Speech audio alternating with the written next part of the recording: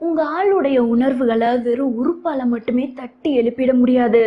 மாறா அருமையான விளையாட்டுகள் மட்டுமே அவங்கள உணர்ச்சி கொந்தளிப்புக்கு கொண்டு போக முடியும். சோ தாம்பத்திய உணர்வுகள் கொந்தளிக்கும் பகுதிகளை சரியா தெரிஞ்சு வச்சுக்கிட்டு அங்கதான் குறி வைக்கணும்.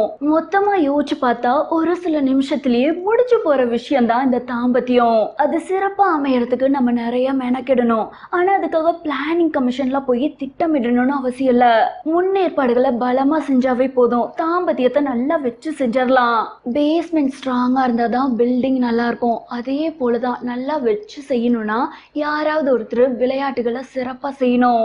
இத சரியா பண்ற தம்பதிகளுக்கு மட்டும்தாங்க ஒட்டுமொத்த இன்பமும் ஒரு சேர கிடைக்கும். நிதானமும் பொறுமையும் இல்லாம அவசரப்பட்டா இங்க இந்த தாம்பத்திய வாழ்க்கைங்கிறது அலங்கோலம் ஆயிரும். மர்ம உறுப்புகளுக்கு மட்டும்தான் தாம்பத்தியத்துல வேலைன்னு முடிவு பண்ணாம கைகள் உதடுன்னு உடம்புல உள்ள சகல உறுப்புகளையும் முழுமையா பயன்படுத்துங்க. அன்பு, அரவணைப்பு, மெய்சிலிர்ப்பு, கதகதப்பு, உம்மா, தழுவல், வருடல், துளாவுதல் என பல விஷயங்களையும் நீங்க செய்யணும்.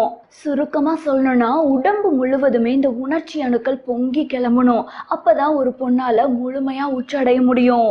தழுவுவது பிடிக்குதுன்னா செய்யலாம், வருடுவது பிடிக்குதுன்னா செய்யலாம், அல்லது உதடுகளால வருடுவது தான் பிடிக்குதுன்னா அதையும் செய்யலாம். ஸோ எது பிடிக்கும்னு தெரிஞ்சுக்கிட்டு அதுல நீண்ட நேரம் கதகளி ஆடுறதுதான் உண்மையான விளையாட்டு. உச்சந்தலையிலிருந்து உள்ளங்கால் வரைக்கும் உணர்ச்சி குவியலா இருக்கிறவங்க தான் பொண்ணுங்க.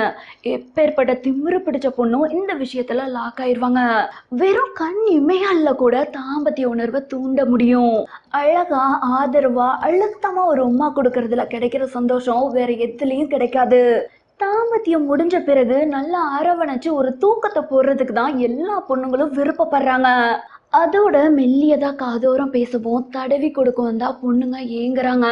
அதுலயும் நல்லா உச்சம் கிடைச்சிச்சுன்னா அந்த ஐ லவ் யூங்கிற வார்த்தையை கூட பொண்ணுங்க தாம்பத்தியம் முடிஞ்ச பிறகு எதிர்பார்க்கறாங்க. அதுவும் ஓப்பனா சொல்லிடக்கூடாது. காதோரம் கிசு கிசுப்பா சொல்லும் போது மேலும் கிக்கேறி இன்னும் ரவுண்டு போறது கூட வாய்ப்பு இருக்கு. ஓகே ஃப்ரெண்ட்ஸ், அவ்வளோதான் இந்த வீடியோ. மீண்டும் ஒரு சுவாரஸ்யமான கண்டென்ட்டோட அடுத்த வீடியோவில் சந்திக்கலாம்.